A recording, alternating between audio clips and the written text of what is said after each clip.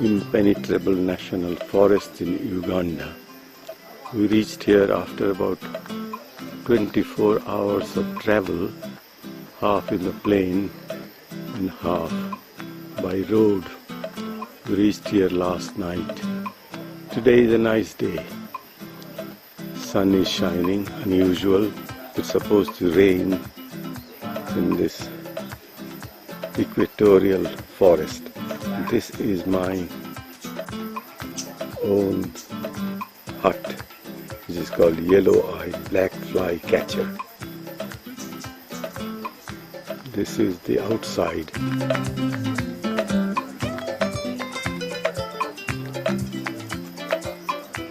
We'll go inside later on when there is more light.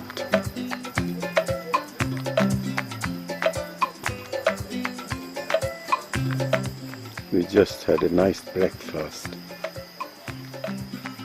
and we are ready to go out to explore a particular village here, which they say is about 3 hours walk.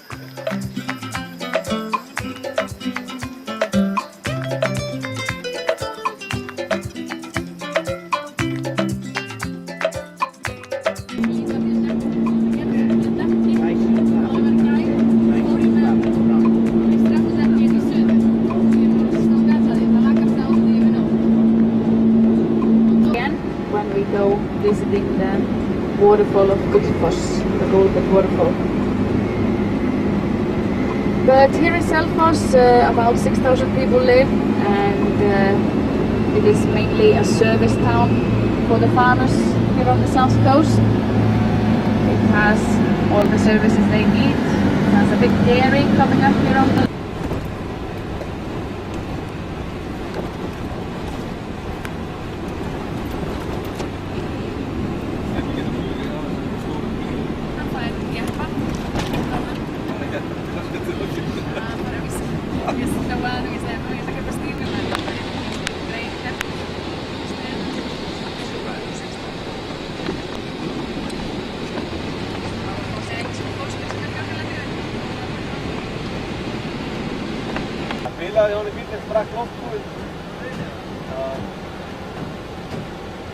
Nei, ég bara komin í bjórinn.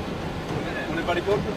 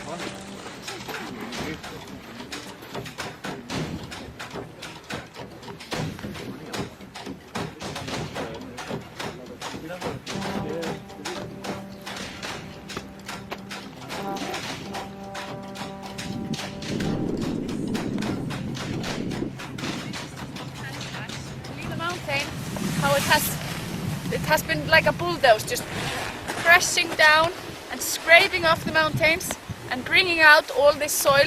It left this sand out here, and you can see up on the glacier also that as it is carving up there, it is still carving on the side of the hills, and as it is carving, sand will fall down on the ice, and that's the sand we see on top of the glacier.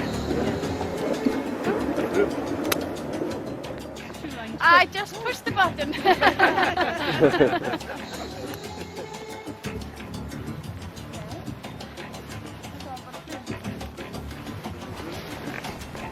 I was just gonna say, if you all be very quiet, listen to the piece, and then this came on.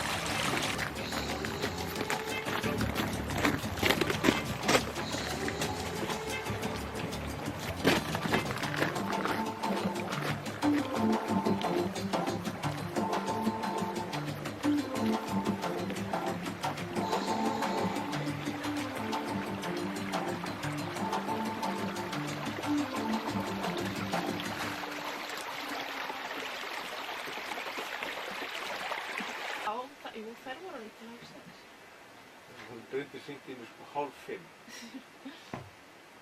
Svo hringdi hún aftur 5:30 og þá var ég að ná í það. En ég fyrir að hræða með kallinn. Hvað veit hann, kaffi eða te eða? Bara spyrjum. Do you want coffee or kakó? Danish in school and we speak with our Icelandic accent. It comes out like a pretty good Norwegian. So the recipe for speaking Norwegian for Icelanders is use your Icelandic accent and one beer, and that's it. Then you can speak Norwegian.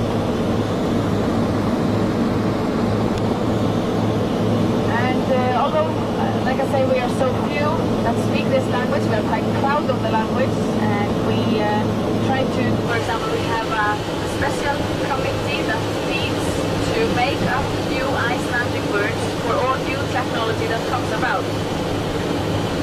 So, for example, when the computer came about and people started using the computers in Icelandic, it means it's made out of two words. It is the word tala, which means a number, and völva, which means a four-sider. So it really means something that has to do with a lot of numbers. And all different types of words. So sometimes you can hear them slanging a little bit of English, but I really hope that we will be able to get them to understand to use the Icelandic words, so it won't be mixed with some other language. Tak, T-A-K-K, easy one to learn, and I've heard some of you are already using that word. You might also learn to say good morning. That's very vital. I will test you on that tomorrow morning.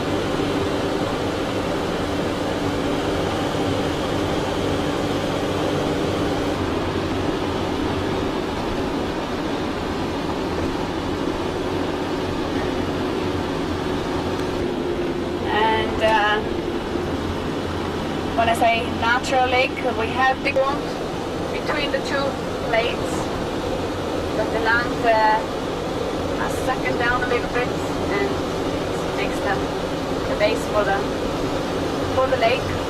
It is about 84 square meters, this lake, and it is very deep, 140 meters in depth.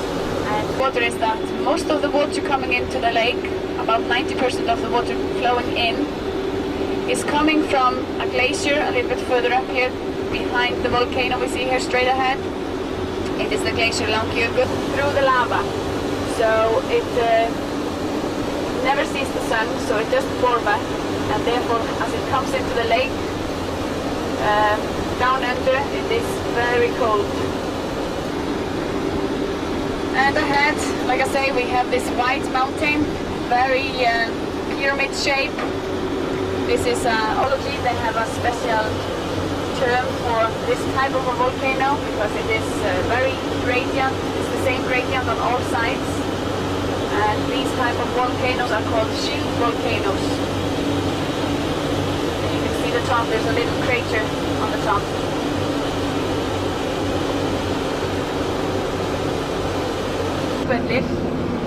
Because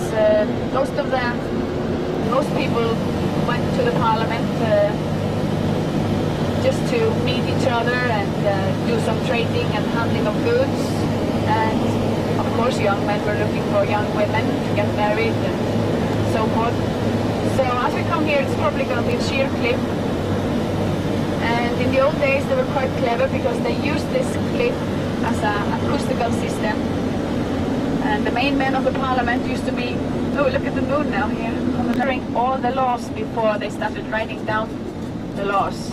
Because it wasn't until the 11th century that they started writing down the laws.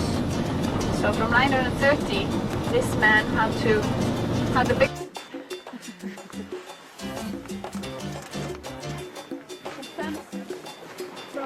an old river bottom up there.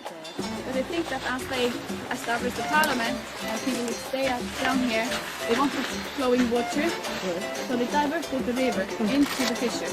And now we have a little waterfall coming up, coming down the cliff, it's a little bit further on, and then it flows down. people would come here for these 2 weeks in the summer, and down on the plains out here in the valley, they used to stay in tents and turtles during the parliament. And great views because the snow is behind. You can see the sheer cliff, and then the other cliff on the lower cliff, and then the black hole is coming up just straight. So there the last people would stand, and people would face the wall and speak to the wall, and people would hear him down on the plains. Nowadays we have this is like a summer hotel down below here. It's called Valhöll or Valhalla, like in the old Nordic mythology. Valhöll used to be one of the areas where people lived. And then we have the old church. We have the old farm that is now housing like there's a very beautiful fissure running through with very clear water. But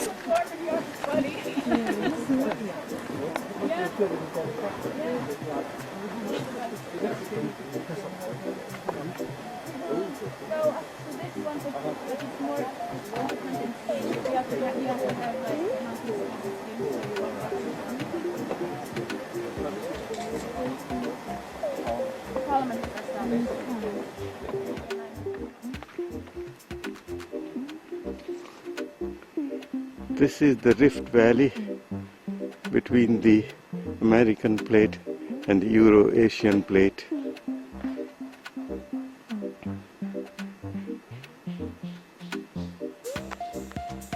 This is the continuation of the rift.